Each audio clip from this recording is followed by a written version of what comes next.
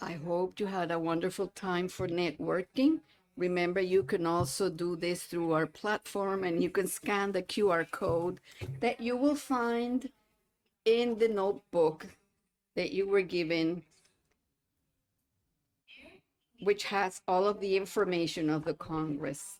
I would like to invite Mr. Rafael Díaz-Balart, Coordinator for APA of APA for Latin America, to introduce the next panel, and the panel, the speaker is called Investments, Port Investments and Projects in Latin America.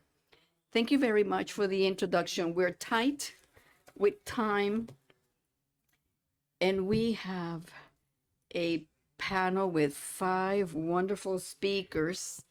So to our speakers, I'm going to request that you stay within the allotted time, and we will strive for this to flow quickly so that we can go have lunch.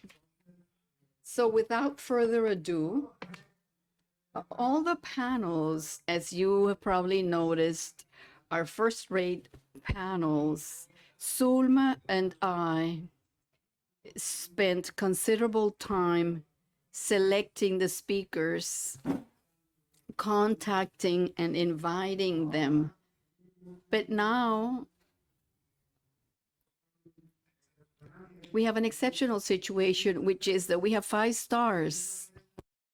5 stars from 5 Latin American countries who run their port activities at a national level. We have Manuel Felipe Gutiérrez Torres, who's president of the ANI, the National Infraestructure Agency of Colombia, Ana Laura López Bautista, who's the general coordinator of Ports and Merchant Marine Mexico. I like that. I'm married to a Mexican. I like that. I like that. Patricio Hogan is the assistant or deputy administrator of the General Administration of Ports Argentina. Omar Barrios is president of the National Port Commission of Guatemala. And by the way, welcome back to APA. You guys left for a couple of years. Oh, yes. Well, thank you very much. And last but not least, my good friend Juan Curbelo, president of the National Ports Administration, Uruguay. Welcome to all of you. And I'm going to ask Manuel Felipe Gutiérrez to share his remarks with us, but please, please stay very conscious of the time. Good morning. Still to everyone. Do I do it here or you want me up at the podium? For me, it's okay here. Yeah, at the podium, okay.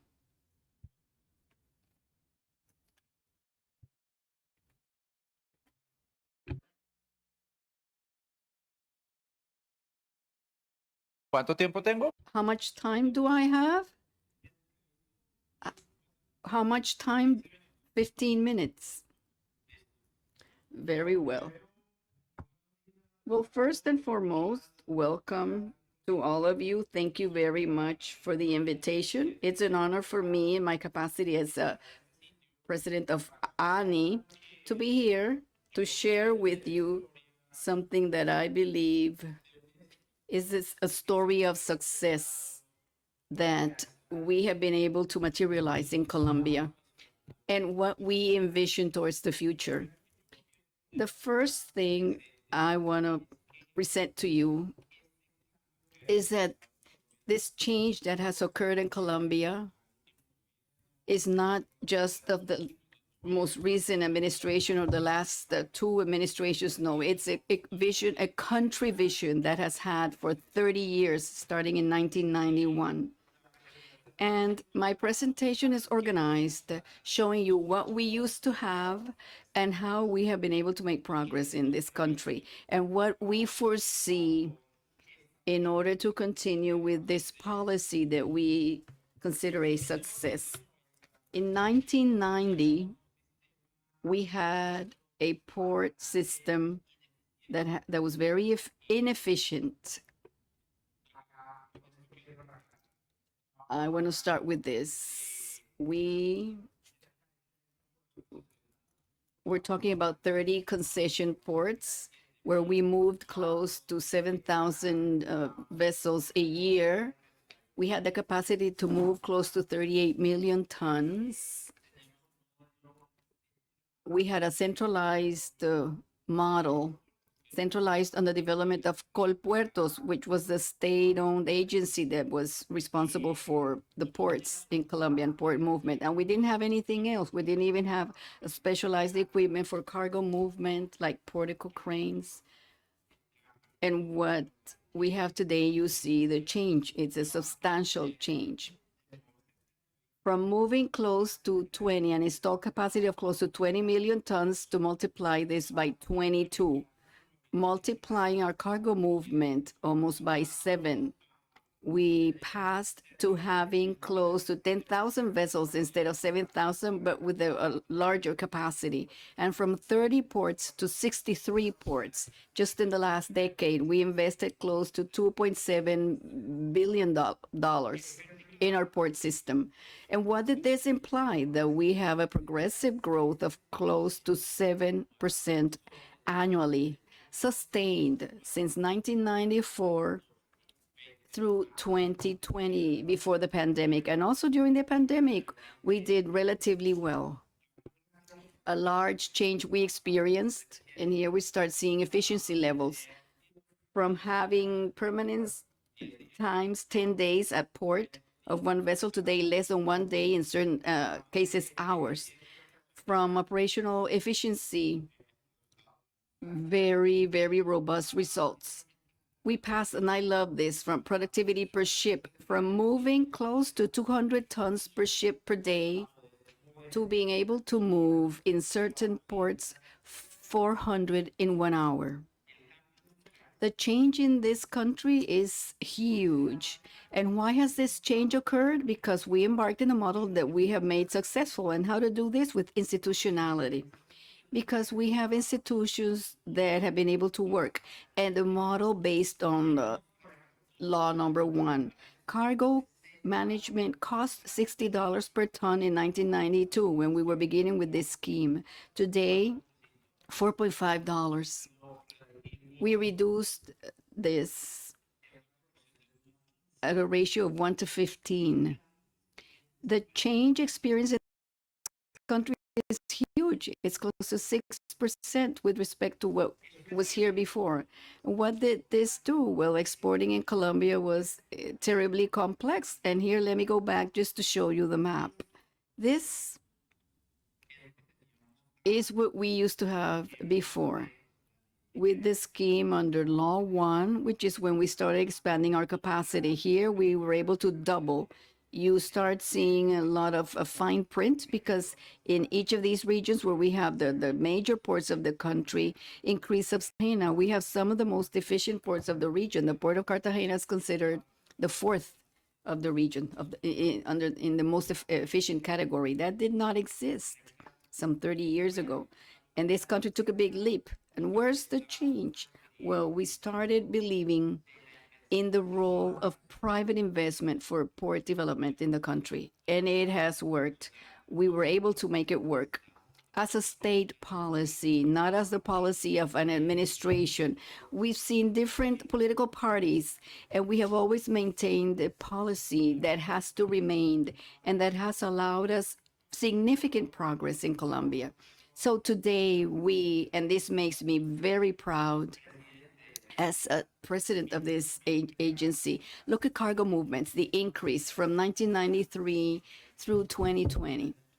We have more than 400 million tons that we moved in 2020. So what's the challenge today? The challenge today is to continue growing. But in order to continue growing, we need to be aware of our limitations. Colombia is a country that traditionally did not export anything. And it didn't export anything because of a series of geographical restrictions linked or related to the country itself. So we have a country of regions where connecting has been very complex. And this has hindered us from exporting things other than coal, oil, and coffee. we don't export anything else. We don't produce anything else for export because it is very expensive to move other things. In fact, connectivity between the major cities in Colombia is terrible. The two main cities of Colombia, Medellin and Bogota, they're at 420 kilometers from each other. It's not that far. In time, it can take us up to 12 hours. That's an average of 30 to 40 kilometers per hour. It's terribly inefficient if we think that we're connecting closely to 60% of this country's GDP. And we have very big restrictions we need to overcome. And if these are the restrictions to connect these major cities, imagine what it is to produce in this country and to export. We have a privileged geographical position. We have the Pacific Ocean, the Atlantic Ocean, with robust ports where significant investments have been made, but we have a capacity that we are not making good use of. So going over this, and that's why I like to bring this statement to different fora by the central bank, where the infrastructure in Colombia is analyzed in general. And this is a quote by Maria Teresa Ramirez, and she says, according to Wilmeyer, the Colombian port system needs to focus its efforts in improving conditions that facilitate efficient use of the infrastructure amongst them. And I want to underscore this. I hate to read in my presentations, but I really like it. In securing their connection with the internal production centers, promoting development under a global competitiveness standard, and it's improving its maritime accessibility. So what can we do? Connect the country with the ports, because we're not doing it. In Colombia, we're not being able to connect the main production centers efficiently with the ports.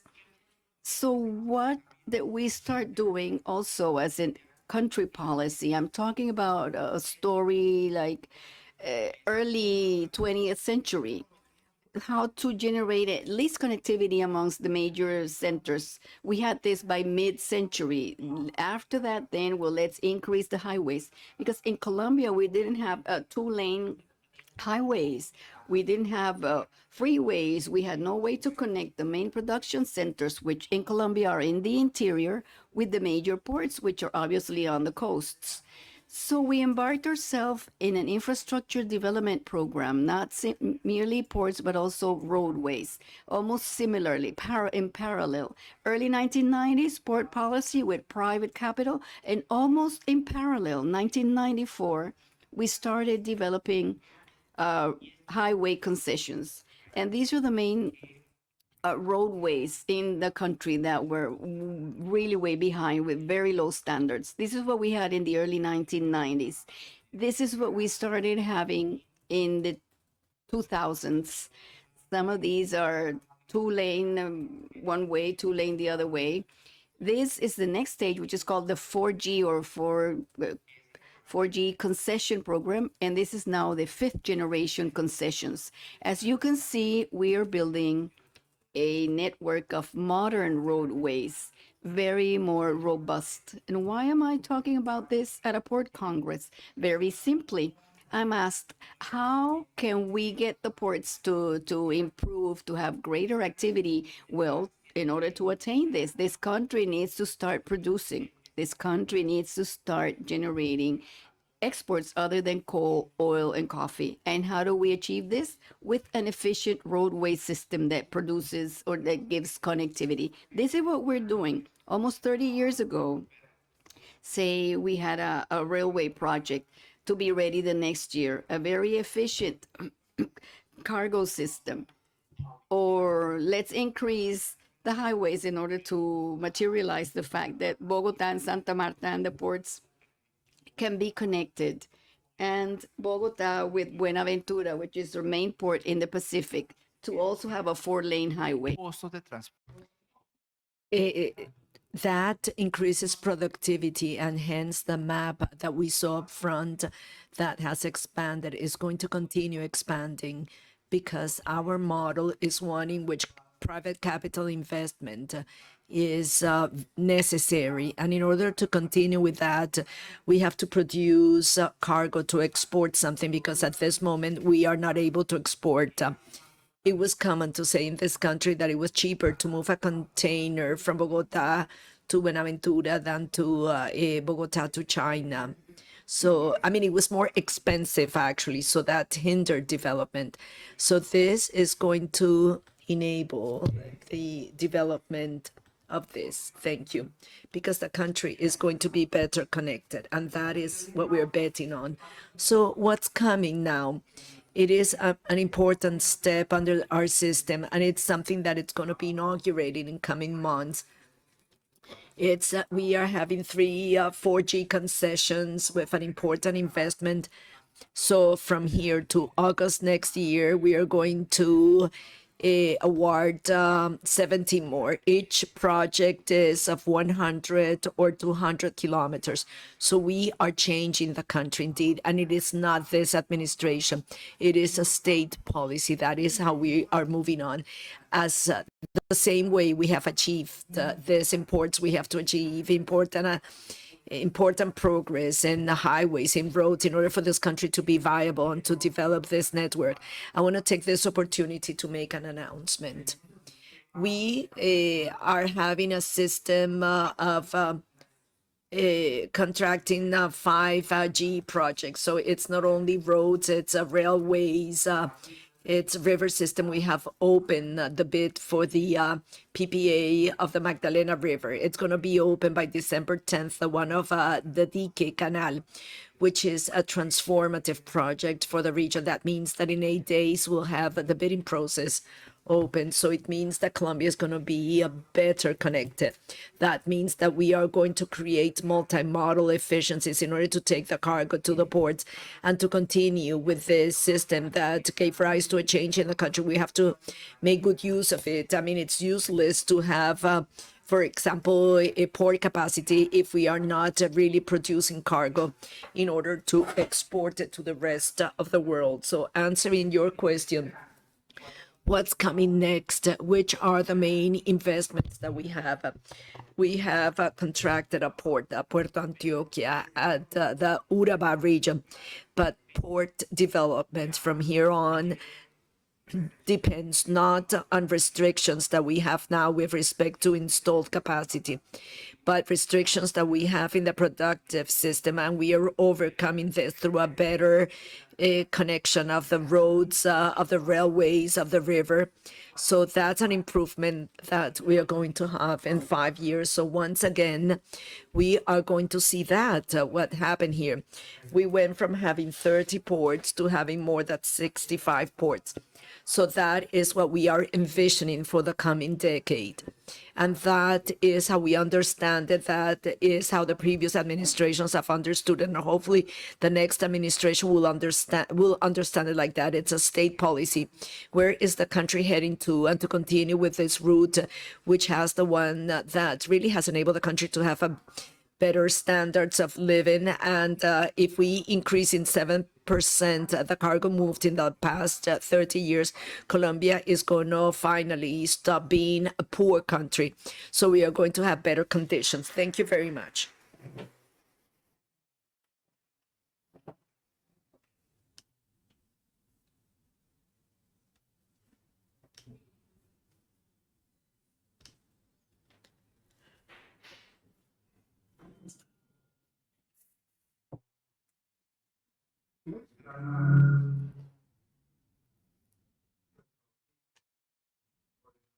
A general coordinator of the ports and the merchant marine, and she will address us now.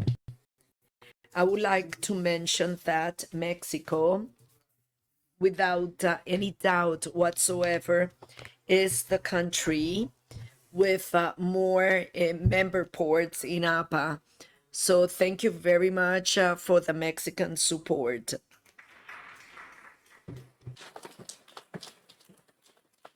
Captain, you have the floor.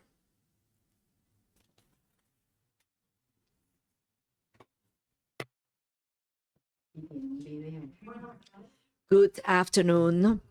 It is an honor to attend to an international forum with a tradition of this Latin American Congress.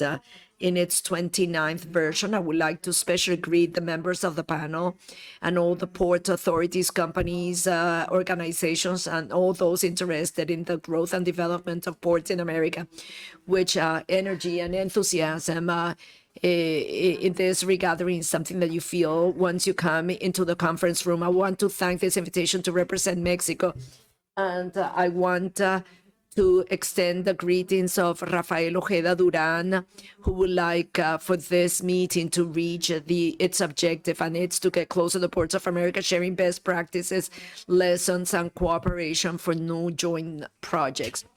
Now, just your attention in order to share with you the video that we have prepared for you. Secretaría de Marina. General Coordination of Ports. Okay, it has subtitles.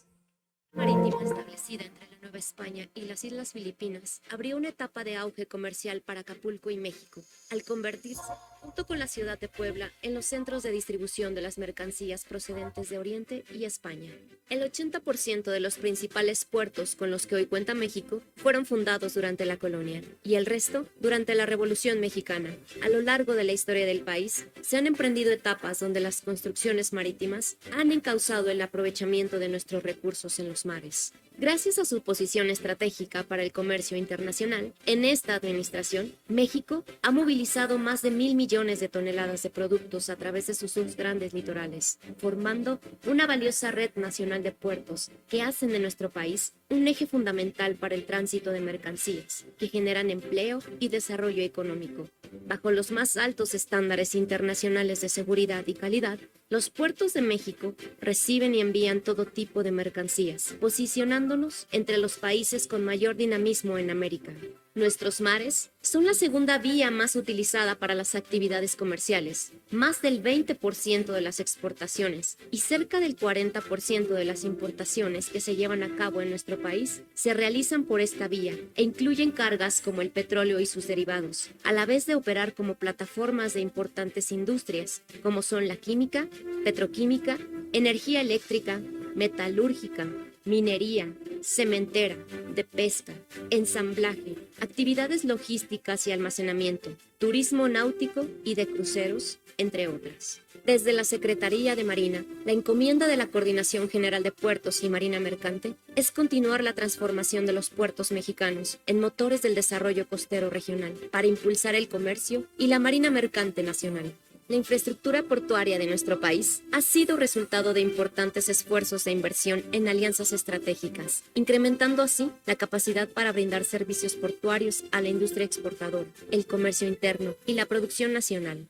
Por eso, es crucial promover la modernización de la infraestructura y la instalación de empresas productoras en la cercanía de nuestros puertos. Incentivar e impulsar el cabotaje y el transporte marítimo de corta distancia reflejan el compromiso con el crecimiento económico. Las mejoras administrativas y operativas hacen de la interfaz buque-puerto un espacio en el que el intercambio eficiente de bienes en un ambiente de seguridad se desarrollen de manera paralela. Aún en condiciones adversas, México logró posicionarse en el 7º lugar en llegada de turistas y en el lugar 16 en ingreso de divisas por turismo. En una economía post-pandemia, es nuestra responsabilidad encontrar mecanismos que hagan posible un transporte más eficiente, resiliente y flexible a través del desarrollo de terminales especializadas, la construcción de sistemas carreteros viales y la ampliación y modernización de nuestros puertos con un mayor número de inversiones. El mundo se transforma frente a los nuevos paradigmas mundiales y los acontecimientos geopolíticos. México, lleno de talento y sueños, con un deseo de construir un mejor futuro, está comprometido con su gente y las nuevas dinámicas para que de manera sostenida diversifiquemos nuestras vías y socios comerciales, al tiempo de reducir costos e incrementar el volumen de mercancías, implementando mejoras tecnológicas, regulatorias, de infraestructura, seguridad y protección portuaria. Por los mares de México, hacia los mares del mundo. Gobierno de México. Muchas gracias. Thank you very much. Hemos dividido We have divided the presentation in 5 items. I will try to be brief in the interest of time. So we have background and organization of the merchant marine and port organizations, the national port system, main investment projects, opportunities in maritime transport, and some conclusions. In June of this year, the General Port Coordination and the Merchant Marine and all of its resources were transferred from the Secretary of Communication and Transport to the Marine Secretary. This change was to give the adequate operation of this and together with the National Maritime Authority. With this, we open a road to a new step in the port systems of our country, where we have had administrative changes without affecting the legal certainty of concessionaires, investors, and in general terms of investment policy for port project. In this slide, we can see that the organizational structure, which is part of the Marine Secretary, has not gone through significant changes. The general coordination now is transferred to the next with its three main directions, executive directions, and obviously under the responsibility of the training received by the Merchant Marine. Their main mandate is to promote the participation of public and private actors of the country, integrating state and municipal governments in the use of our ports, terminals, marinas, and port facilities, in addition to managing centralized ports, coordinating this with the state level. So we need a comprehensive vision where we put in place policies and strategies which are necessary to comply with the actions of our sectoral plan. The sectoral plan of the Mexican government, in general terms, has divided the national coast in 5 coastal regions. The Mexican port system is not homogeneous. Port development has taken place differently, taking into account the characteristics and the geographic position of each one of our 180 ports distributed along 11,000 kilometers of coast. These 118 ports, 17 are managed by the Federation, 5 are managed by the state, and the rest ones are terminals that are not a part of concession. Federal port administrations have awarded the concession to state companies managed and coordinated by the General Coordination of Ports and Merchant Marine. In order to regulate them, we count on the National Port Authority, which is made up of 104 port authorities. Our main ports, most of them in the Gulf of Mexico. We have the ports of Altamira, Veracruz, which are under an expansion and growth process open to private investment in different business lines. On the Pacific, we have mainly the ports of Manzanillo, Colima, which is the main gateway of foreign trade of Mexico with Asia, and the one of Michoacán, which has become a place of many expectations to manage international cargo and to support the project that we have for coasting in our country. The sectoral program 2024 has set forth the figures of coastal port intermodal systems, considering that each port should be a business center, which aims at the development of each one of its regions. On this slide, for me, the most significant one of this presentation, we are able to see the diversity of the goods that could be moved through our different ports. We have containers, management, cereals, minerals, bulk cargo, fluids, hydrocarbon products, cruises, agricultural products, etc. On this slide, we find the follow-up in private investment in this administration. of the $19 billion, we have that with this 112 projects have been funded, and 153 of them are on the Pacific and 19 on the Gulf of Mexico. So the Gulf of Mexico accounts for 20% of investment. If we consider the type of project which are funded, we see that 57% is related to the transportation of hydrocarbon, 26 bulk cargo, minerals, and 8% in containers. This shows that the development of ports through private investment tends to the transport of hydrocarbon on the Mexican coast. On this slide, we have not included the main ports that I previously mentioned, Manzanillo and Lázaro Cárdenas, but I would like to show that Guaymas, Topolobampo, and Chiapas are being considered by this administration as very important ones for the development. The same thing happens on the Atlantic coast, mainly the Gulf of Mexico, like Tampico, Tuxpan, and Dos Bocas. They are subject to important investments, and also we are offering opportunities through an open bid to private investment. And we have to mention the cruise industry. This is of significant importance for the three divisions of the government in our country. We are the company number 7 in the arrival of tourists and 16 with respect to remittances in the country. We're one of the favorite destinations of the world, and that makes us feel very proud, always looking after the cultural values. The main investment projects can be found in Ensenada, Mazatlán, Puerto Vallarta, Puerto Progreso. And we are also speaking about integrating the port administrations managed by state governments. We were speaking about 5 of them, which are in Tamaulipas, Campeche, Quintana Roo, and Baja California. These port administrations gather 34 ports of the 118 I previously mentioned.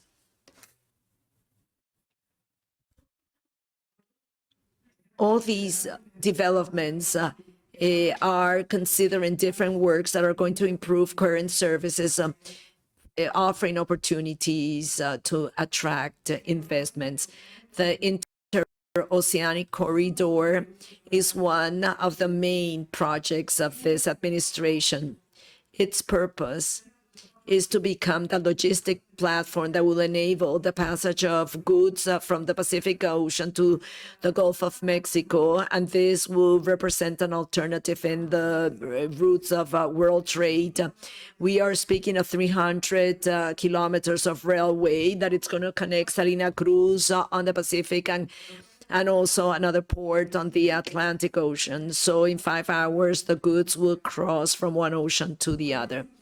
So with this, we will promote the establishment of new logistics, new industry that will enable us to develop even more and to create employment in the southwestern part of our country. And obviously, this is going to be connected with a new project that we have named Logistic Platform of the Mexican Pacific, based on a system of maritime highways. With this, we aim at interconnecting the 12 main ports of the Mexican Pacific and through the corridor of Tehuantepec with the main ports of the Gulf of Mexico. So then, based on that, we start the next project, which is short distance maritime transportation that will connect us with our brothers of Mesoamerica. Through these projects, we see that the movement of goods and the cultural exchange of our people will count on the support of the current administration of Mexico. In addition to these projects, we are also involved in the participation of the Florida project and also in the free trade agreement. And we are working on a project, a maritime port that is going to connect the ports of Ensenada and San Diego. In this part here, the conclusions, I would like not to speak that fast so you can leave with clarity on our intention to maintain an open door policy promoting national and international investment to serve towards the route of efficacy, sustainability, development, and a port maritime protection, to envision the future, strengthening our actions, fighting corruption, gender equality, digitization of port systems, and the regulatory compliance and the follow-up of international standards, to develop our port and maritime potential together with our friends and brothers of America. Thank you very much.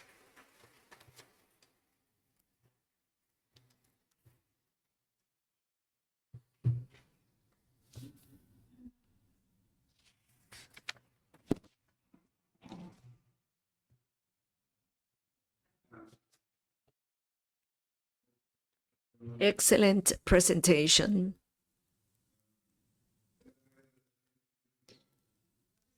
What can you say about Mexico?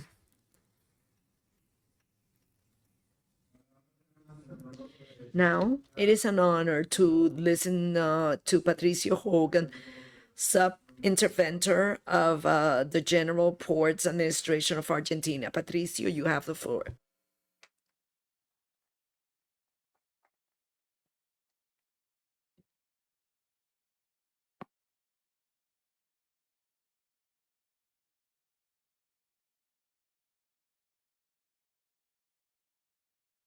Buenos días. La verdad que Good morning. It is a pleasure to be representing Argentina in this Congress, and it is a pleasure to see you again. So let's celebrate this gathering. I am going to tell you what is the Ports General Administration. It's state body. We are a federal body that depends on the Ministry of Transportation of the nation. We manage, we manage the only national port that moves 62% of the containerized cargo of the country. Moreover, we are also working in different projects and works, ports work throughout the country. We offer connectivity, river, railway, and road connection to all the Argentinian cargo. That means that we are a distribution port with connections throughout the country. And as of September 11 this year, we have the commitment of managing and maintaining the signaling system and the dredging of the main rivers Paraná and de la Plata. As part of our management, we have been assuming new commitments and projects, and we are given a more federal view to this, which is the mandate of the Secretary of Ports regarding merchant marine, depending on the Ministry of Transportation of this country. I thank the presence of the Undersecretary Leonardo Cabrera, who is here with us. The Secretary office sets the port policy, and as a technical body, we apply those guidelines that are part of the Undersecretary's office. And as to ports, we work in order to improve the port infrastructure throughout the country, creating new logistic areas, and we promote Argentina foreign trade, promoting competitiveness. And something that is key to us, it has to do with the development of regional economies. In other words, to work with the provinces, with the municipalities in order to detect production or cargo that can leave through the port of Buenos Aires. As to seaworthiness, we are working on the main waterway, but we are also working on the bidding of the Magdalena Canal, which is in La Plata River, to connect in this way the river system with the maritime system in Argentina. As to infrastructure, as we mentioned, we are a technical body, and our teams provide assistance and advice in the development of new port works throughout the national territory. The key projects for general ports management and for the country are the main waterway of the rivers Paraná and La Plata, and also the union of Argentina between the province of Santa Cruz and the island Tierra del Fuego. Moreover, we work on coastal infrastructure, Miramar in the port of Ushuaia, in the airport of Ushuaia, given that we are going to have the runway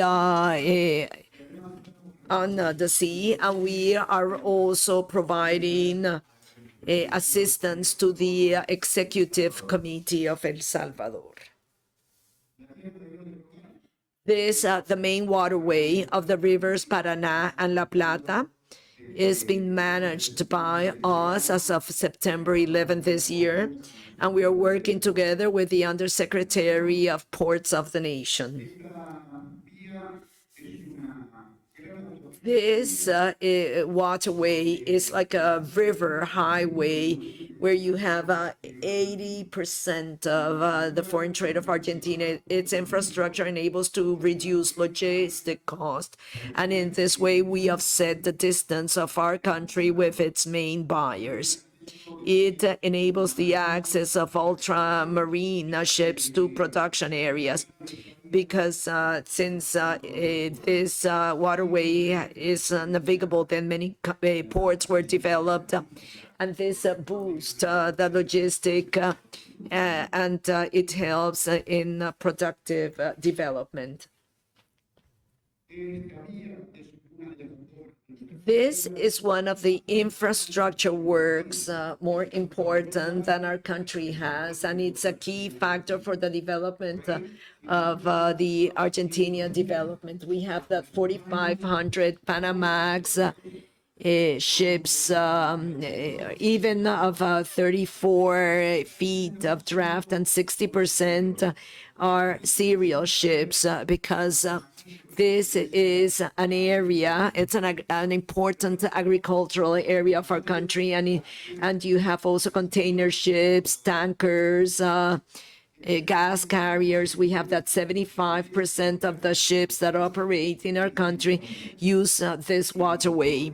And as I mentioned, 80% of the Argentinian foreign trade, it passes through there. We have, as to foreign trade, we have 100 million tons and more than 24 millions in coasting, 1.6 million TEUs. We export 750,000 vehicles, and we have 400,000 passengers in cruises. And we have that the main waterway that some know as the Hydro Road. It goes from Confluencia, Argentina, which is kilometer 1,238, until the deep water area, which is kilometer 239. In other words, we are managing 1,500 kilometers of navigable waterway. The role we have as a general port management, as we say, we are a technical entity.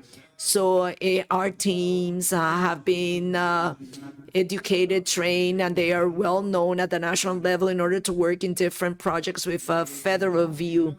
What we are managing are the main navigable waterway with a comprehensive criteria. What we do as of September 11 is that we charge a toll for maintenance. This way we guarantee the works on beaconing and navigation, and we also monitor this waterway online, and that's included in a web page. So this provides us with better data for our foreign trade. So we have the Magdalena Canal of the La Plata River. This is a natural navigable route, and it's close to well, it's La Plata River in its southern estuary. It has 15 feet deep, and in the first step, the idea is to dredge it to 36 feet, and in the future to 47 feet. So this is going to enable to connect our main system, and this way you're getting much closer the river ports with the maritime ports in Argentina. This is going to promote port development in the province of Buenos Aires. So here we have the benefits of putting in place this work. It's going to reduce navigation time, putting together the river system with the maritime system in Argentina. We're going to strengthen our national sovereignty. It's going to be much easier, this coasting traffic, and we're going to promote logistic and connectivity, not only in the ports of the province of Buenos Aires, but also in the ports of Patagonia, that is to the south of our country.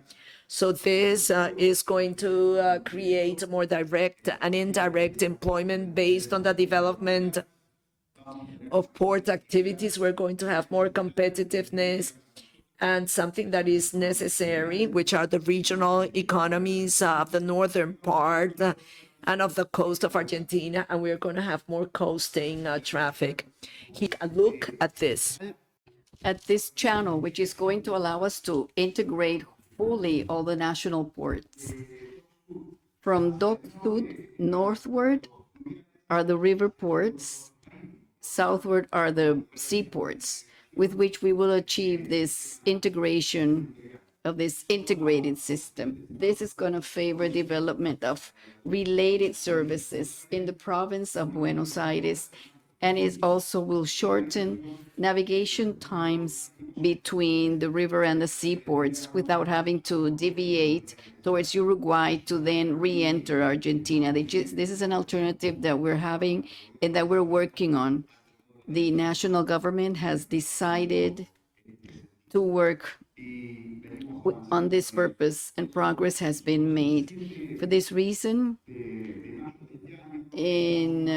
on May 7 this year, we held a public audience with 49 speakers which backed these works. We concluded that licensing, environmental licensing, we opened it up for bids, and the Ministry of Transportation is processing and analyzing these. The Austral Maritime Crossing, or Cruce Marítimo Austral, is something that's been discussed in Argentina since the 60s, 70s, and today there's a political decision by our president to make it a reality. This is very helpful for Argentina's sovereignty, for its integration, to have a federal vision. And it's the joining of Argentina from the province of Santa Cruz and the island of Tierra del Fuego by sea, without having to go into another country, in this case Chile, to then re-enter Argentinian soil.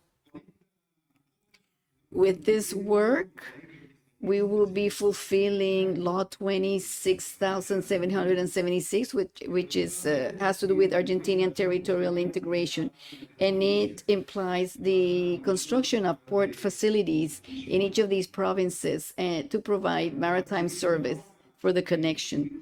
This work will help us reduce costs and times without having to go through migration and customs proceedings, because if you go through another country, you have to cross 4 frontiers. So there will be less bureaucracy because it will be the same country, same territory. It will also facilitate crossing of people and goods. This means this is an important work for production and for tourism. And also we will have ancillary connections for ground transportation. The navigation time is 3 hours versus 10 to 12 hours having to go by road to Chile.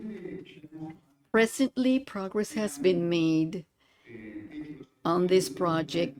Surveys have been made to where the 2 headers will be installed in Santa Cruz, at Punta Loyola, and in Tierra del Fuego Island in the San Sebastian Bay.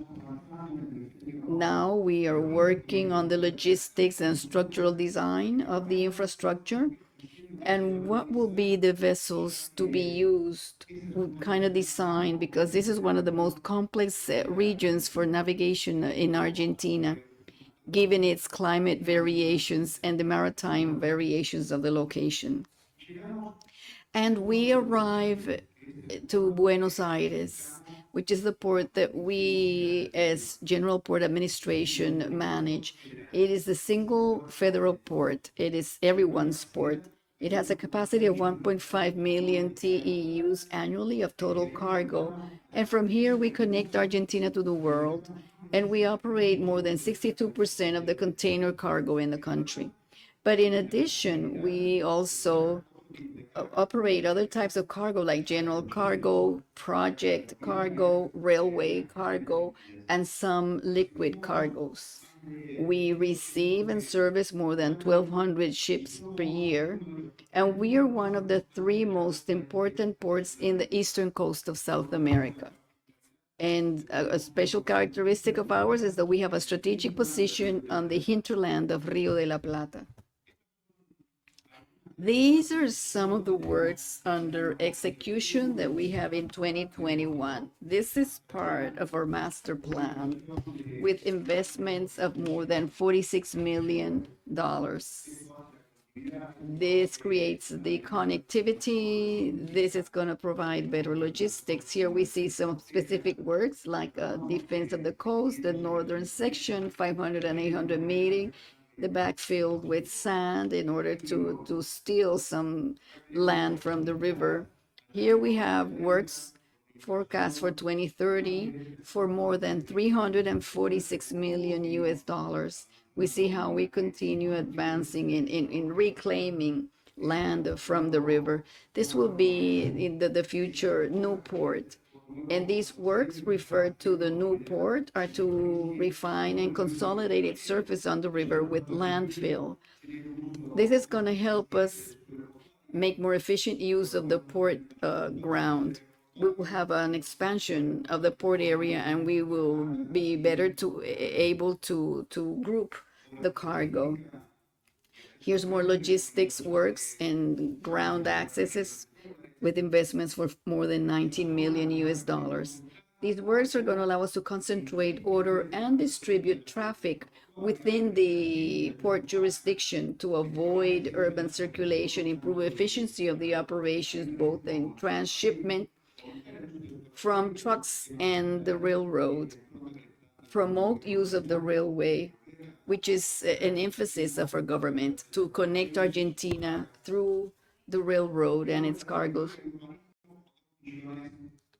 And architectural works and landscaping for more than 2 million US dollars. These works, the benefits of this work, they will promote the relation port city to promote the relation between the port and the city, have the families come over to visit, have walkways, etc.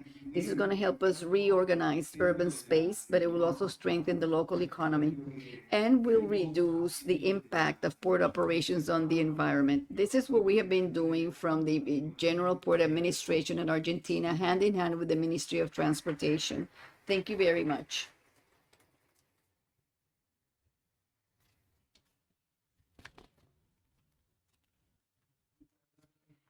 Thank you very much, Patricio, Hogan.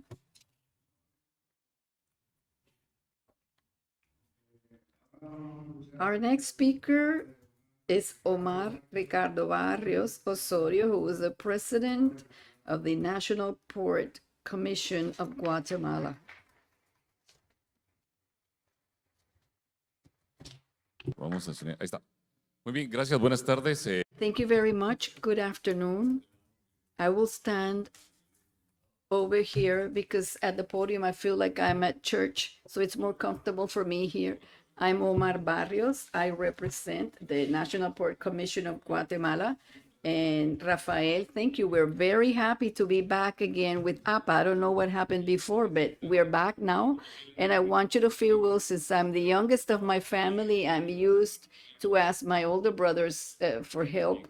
So we welcome all assistance and cooperation we can receive from all of you. But younger kids or the youngest kids are useful because if you remember, many of you couldn't go out with your boyfriends unless your little brother came along. So what can I share with you in this very brief time? I'm going to feel like a soccer match narrator. Since I was invited, I saw the note. It says, don't miss the panel on public ports. During all these times I've been working on this subject, I see the different models, public and private ports, even the Colombian model I've studied considerably because Alejandro Amate, our president, has asked the Port Commission to study and migrate our model to that model. We want to evolve, but also learning a lot from our Colombian brothers because it's the model we've been studying in depth. But I want to remind all of you that public ports, we also do a good job and we have improved a lot in effectiveness and efficacy. But this ruling from the Constitutional Court in our country, we cannot forget. We each have a different mission. Private ports concentrate on a mission, the profits. You respond to your shareholders. At public ports, we respond to the common good, to the general population. And this mission is important that we're clearly focused on this because sometimes they can be confused, but we both provide maritime and port services, and we both need the sectors present here today, suppliers, experts, advisors, services, etc. So in this convergence at my entity, look and see how it's comprised. There's ministers reporting directly to the president. Our port entities are autonomous entities. They're part of the state, but they have autonomy. They have a lot of room to do things and works. And you can also see that the private sector is also present. Their participation is very important, and it works like a very big collaborator of all this development. So maritime or seaports in Guatemala. Well, we had not been at APA for many years, so let me remind you what ports we have. We have 2 commercial ports on the Atlantic, Puerto Barrios and Santo Tomás de Castilla. And on the Pacific, we also have Puerto Quetzal and a fishing port. It's not a cargo port, which is Puerto Champetillo. We also have specialized terminals. We are trying to recondition the railroad for connectivity. We're also working very hard on this. And the private sector has cooperated with international organizations as well. Here is our logistics, our cargo logistics national strategic plan for Guatemala, the pen log. There's a lot to do on this. We have a very great route devised for this. But why can I say so certainly what I'm sharing with you today? Data is very important to us. You can see how we have grown at Santo Tomás, Puerto Barrios, Quetzal, Barrios, Boyas de San Jose. Cargo is growing in our country, and we need to further develop our ports. This is a comparison between 2020 and 2021, January through October. We also have the National Port System with containers in units and TEUs, their classification, and you can see that we're also growing according to the data. You can also find this information in the website of our organization. Of course, the only red number we have is cruises. But since this is figures through October, we had not considered the data for November when the cruise season starts. We've seen cruise ships arrive in the Pacific and the Atlantic, so we will shortly be including these data here. Projects and investments, very generalized. Santo Tomás de Castillo. This is where we are at APA. We are located on the Atlantic Ocean. Santo Tomás de Castilla is a port that was built in the 1950s, designed, as you can see here, on a natural bay. It's very protected. It's also a great natural reserve in our country. It is developing the installation of well, I'm going to go over this very quickly, but I'm going to leave, the information will be available to you. At this port, they're building a specialized terminal for liquid bulks. It's a concrete platform. And we also have berths 5 and 6.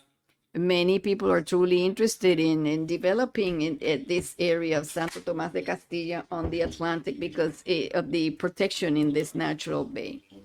Puerto Barrios, which is one of the most efficient ports in Central America, is managed by the private sector. The terminal is owned by the state, but it's privately managed. And some of its plans, its master plan, you can see here the evolution it needs and the conceptual plans. And through this, implementations, advising, etc., that we can receive, it's hoping to manage 1 million TEUs per year. It has its objectives established in the master plan, as you will be able to see, and in the material you will also find a summary of all the stages that are expected to take place. Puerto Quetzal, which is our port on the Pacific Ocean, is a port, an artificial port. Because of the coast, we did not have a natural bay. This is a very important infrastructure work early in the 1980s, which is continuously increasing its facilities. Plans include improvement of the structures, including breakwaters, etc. And this is one of the greatest success that are expected through the expansion of the commercial berth of Puerto Quetzal. This means the cargo continues to grow. And as you know, we have a specialized terminal. Also, it's an ATM, as you can see on this side, where we have the gantry cranes. We are closely related to the tax administration or customs and tax, Superintendencia de Administración Tributaria. I believe that AAPA is more inclined to accessing the services and the offered by the institutions and the port terminals, but we're very closely related to customs activities. And in Guatemala, we are studying the dispatch times, which are being monitored by the SAT. And there's a project to adapt a PCS. Yes, we are arriving late. We should have arrived sooner at this, but profiting from the experience you've already had, we're using this as a model so they can reach this. This is the front page of the most popular newspaper in our country. It says investments of $1 billion in connectivity arrives in our country. So there's many challenges that the Port and Customs Authority has been addressing very effectively. In fact, there's a lot that we can still work on the customs side. As you can see, we're a regional office of the intelligence office, and we also have the vice presidency located in Guatemala. The railroad system, as I showed you, is interconnected. It has not been fully reestablished, but there's a very big project being studied for the interconnection by railway that will be inaugurated shortly between Ayutla, San Marcos, and towards Mexico, the Mexican border. Here you can see some will still have some administrative proceedings to conclude for this to be ready. But Guatemala cannot speak here only for Guatemala. Our friend from El Salvador yesterday talked about the importance of analyzing this at a regional level. There's a lot of information that should be considered for this. Panama is part of us, but Panama manages a line completely constituted, hence the importance of Panama. So when I talk about Central America, I'm talking Guatemala, Costa Rica, because we're very similar. There's very valuable information. We always analyze the regional context for our policy making. You can also find information on the connectivity index of maritime transport of containers 2020, where you see that Guatemala has increased its positioning in Central America. We want to generate greater growth with your assistance. Data places us in a very good position. This is information regarding containers compared to Panama and Dominican Republic. And of course, well, our invitation, why invest and why provide services to port entities in Guatemala? Why are we at this fantastic forum and participating with you? And why are we presenting to you this series of ideas? Well, we're under development. Less than a week ago, Congress of Guatemala approved the PPP that's going to build the Escuintla to Puerto Quetzal Highway, facilitating communication to our most important port on the Pacific Ocean. This is another reflection of how things are developing in Guatemala. The Colombian Authority has explained already how important ground transportation is for connectivity. This will be a three-lane highway. Sometimes one needs to make sure what is the word to be used. Yes, because sometimes one gets confused, but never mind. What or why consider Guatemala? We have a privileged geographical position. We're very close. We are, to say, the frontier of our two largest commercial partners, which is North America and the rest of Central America. We have very good climate conditions. We are 17.5 million inhabitants. Our demographic capital is large. We have economic stability. Any ranking you look at, you can see the financial and economic stability of Guatemala. There is statistical data regarding cargo growth. And of course, there's port resiliency. And I always profit from thanking all sea people and port and customs people that allowed us to subsist and survive during the pandemic. And I always use every forum I can to thank them. As you all know, the pandemic has left consequences. I don't know if you've seen in men's closets, coats have shrunk. I don't know if this happened in other countries, but now when I was going to wear my suit, it wouldn't close. I don't know if something happened to our closets, but definitely we are here again. Being present face to face is wonderful. Guatemala was also a leader in protection and development of security, the PBIP code. We have a group that's led by Carlos Aguilar. We have much experience on this. And also through our legal team, we have developed a model for developing and implementing the international conventions on this matter. We also need to talk about, at another opportunity, how to address non-port challenges, corruption, organized crime. There's many situations where we need to have development models, hence the responsibility of state entities in managing the ports gives certainty to certain investments. We also develop, like you do, protocols for mitigating COVID-19 and for cruises. And as I mentioned before, we have a great partnership with the largest state partner, which is Customs. The Port Commission has renewed leadership. We are working on this reorganization. We need to develop a new maritime port legislation, always complying with the requirements, but we also need to take into account the context and be aware of it. All countries, we have problems just like all countries do, and that you all have to be aware of this. So let me share with you the most important project in Guatemala 2021-2022, which is to promote sea people. I know this is a port model, but I resort to you because I know you have good connectivity and good relations with all the shipping lines. And as a younger brother, I would like to request your assistance and your help with this project. Because when you conclude here at APA, I ask you, where are you headed? Who's waiting for you? As you all know, in all countries, in my case, there's hundreds of young people at the welfare department. And what are their opportunities when they turn 18? We found an opportunity for them, which is that we can prepare them.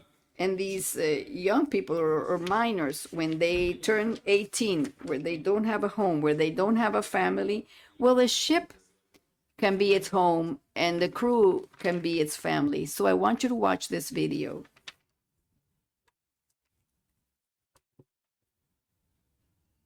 I'm sorry, but I don't have any sound in the booth.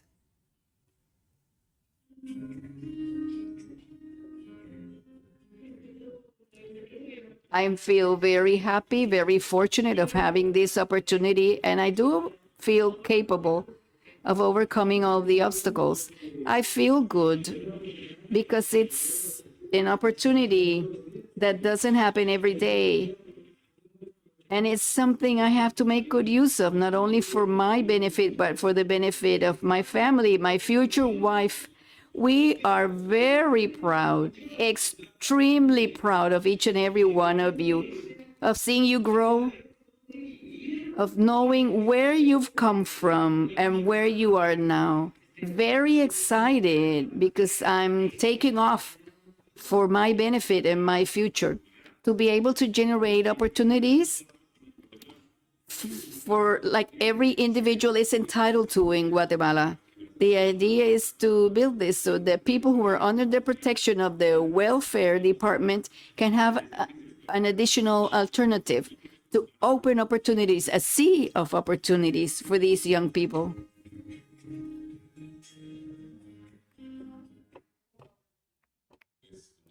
Well, as I was saying in closing, sometimes the best investment is to invest in who needs it.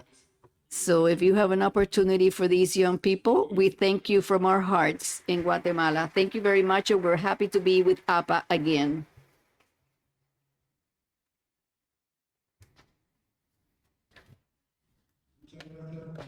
Thank you very much, Omar.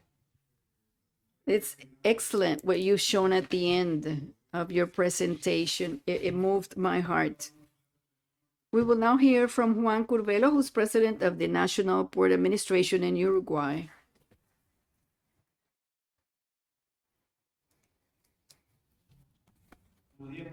Good morning to each and every one of you. Thank you very much for the invitation. Thank you, Sulma and Rafa, for calling us to participate.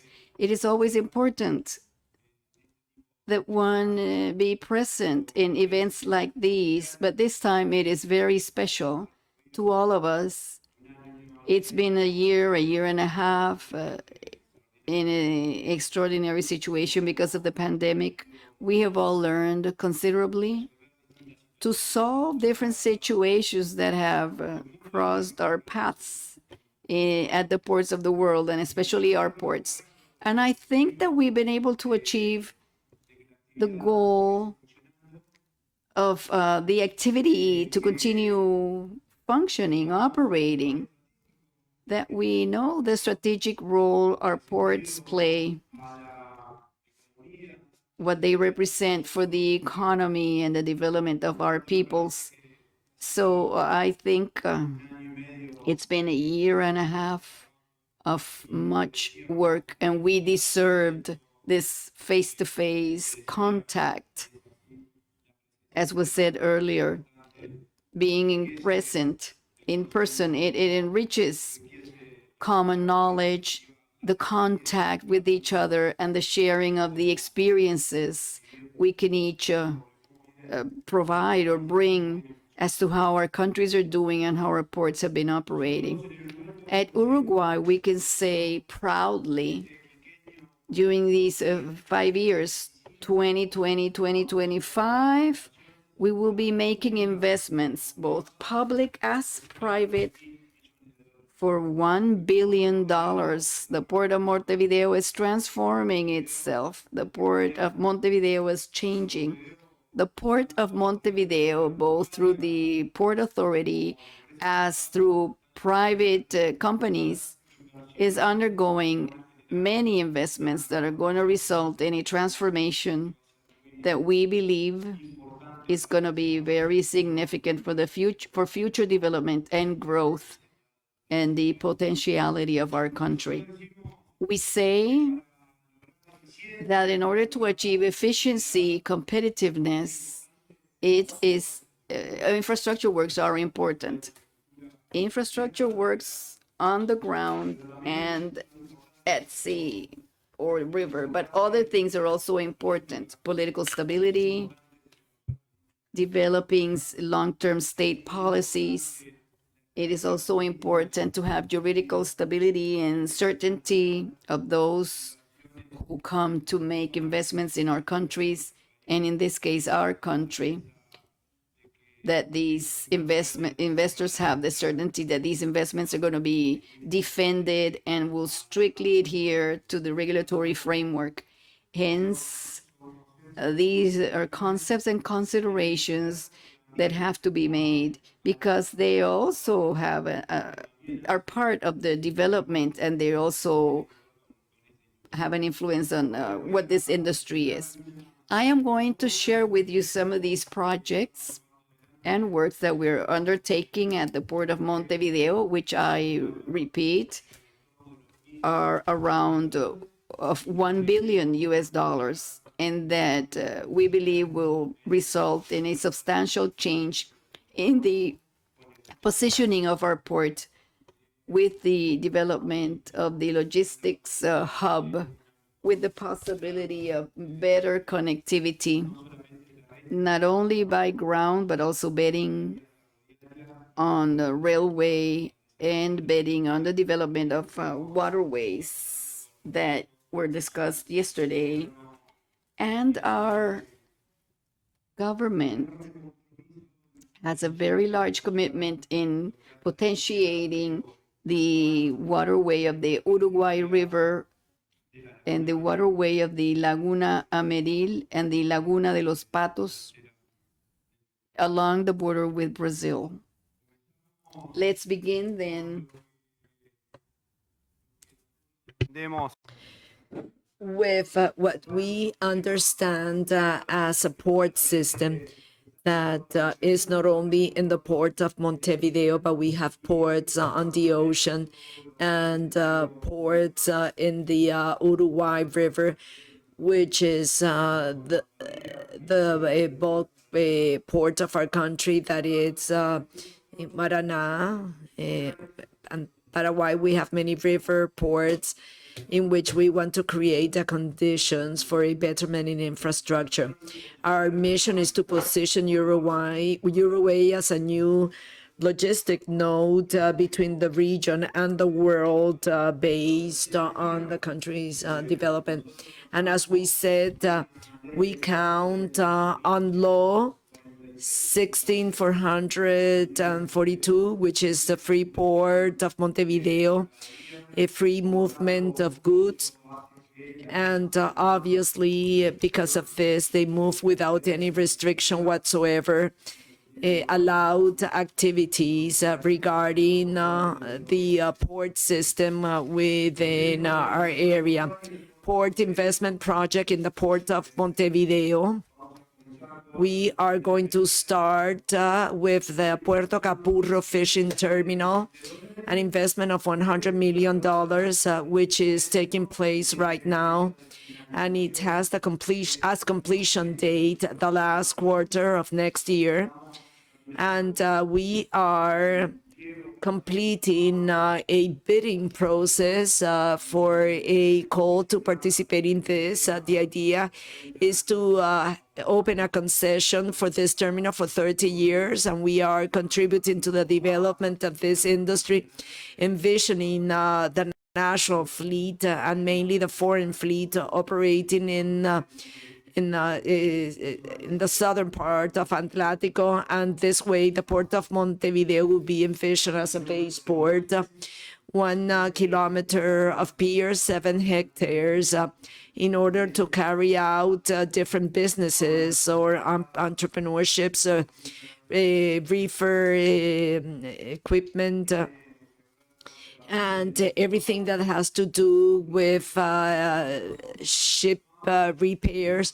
We are very excited about this project, and it is going to add value to the fishing industry in our country, and hence the idea is for the port of Montevideo to be seen as a base port, and the idea is that many international fleets can operate here.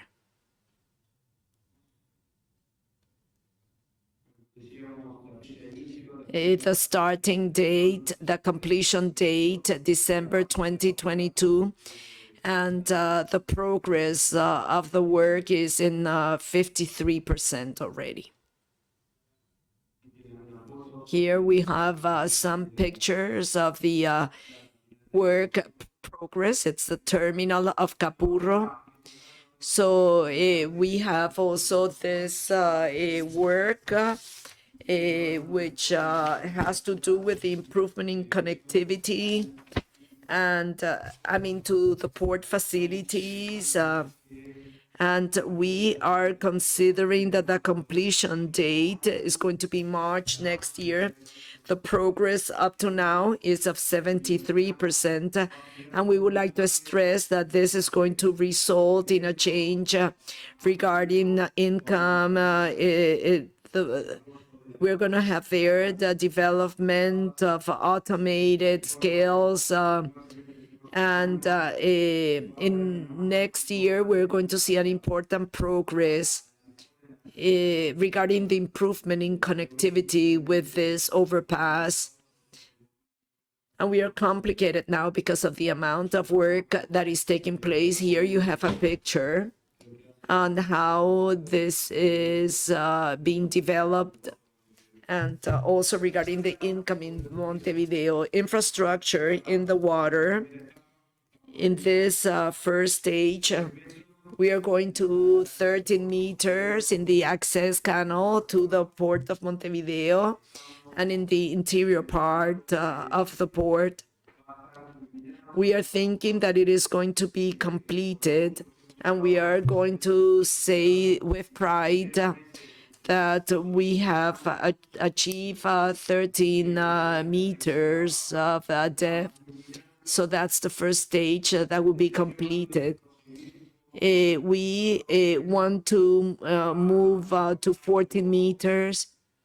We are working on it in order to complete the executive and environmental project, which should be presented in the Rio de la Plata Administrative Commission, because we have to notify this to our brothers from Argentina, and hopefully it will be authorized shortly.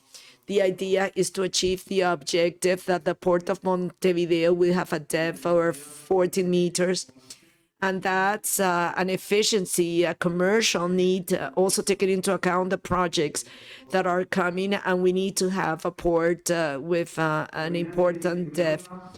The Cellulose Terminal, this is an investment of $250 million. It's a private project, and this is tied to a railway line that is being built at this moment. This is a work that implies a storage facility of cellulose, covered area for train unloading, tank yard, and its value is of around $250 million. The completion date will be mid-2023, and it's going to have more in 400 meters and a depth of 40 meters. This is the construction of the facility for the cellulose plant. The bulk terminal is also work in progress. It's a work for $20 million with a mooring up here at 14 meters. And it is going to give rise to an important volume of businesses regarding the terminal, because we're going to be able to operate with our own pier. So that's the work that is being carried out now. And then we have something that is very important to us, and it has to do with the positioning and the design the port of Montevideo aims at having with respect to transforming ourselves in the logistic hub for this region. We have the container terminal, Cuenca de Plata. That's the name, and it has 80% is of the Catonati company and 20% of the Uruguayan state. A work is starting with an investment of $455 million. It's a historical investment. This is the largest investment in the history of the port of Montevideo, of the ports of Uruguay, and it's going to result in a pier of 740 meters. I mean, it's larger than the one that they have at present with a draft of 14 meters. We are speaking of 22 hectares being reclaimed from the sea. This is a very important work, and we hope that it will be completed by 2025. So these are the works that we are carrying out now, and for us, they are indeed very important, because the idea is to understand that these ports of Uruguay are part of the competition, but it's important to understand that they supplement the other ports of the region. We believe in a virtual cycle where all the ports will move forward, all the ports will enhance their infrastructure, because at the end of the day, they benefit our communities and they benefit our countries. I mean, when we'll have better ports with better infrastructure, that is going to benefit each and every one of us. Therefore, that concept of ongoing or permanent competition is one that needs to be well understood. And I also like the concept of complementing this, to working together and envisioning a future together. And the idea for all of us to be identified and aligned that if we do well, every one of us is going to do well in the region. Thank you very much.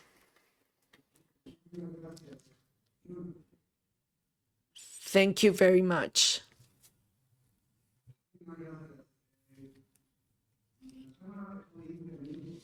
Regarding what you have said, it is very important to highlight that AAPA, that was founded in 1912, was established, and it was established by the director of the Port of New York and other ports nearby, with the idea of sharing better experiences, better practices, so that all together the ports can compete. But the idea is to create a community and to create benefits for all of us.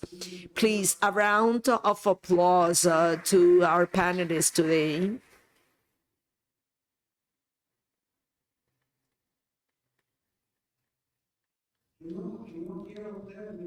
And before wrapping up, I want a round of applause to Sulma Dinelli, who is the person who has organized this Congress.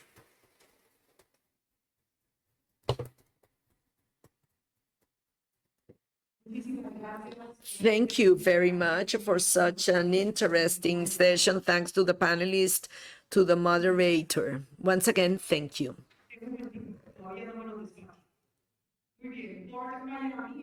Port Miami is the second most important economic engine of the county of Miami-Dade, known also as the world's cruise capital and the door to the world.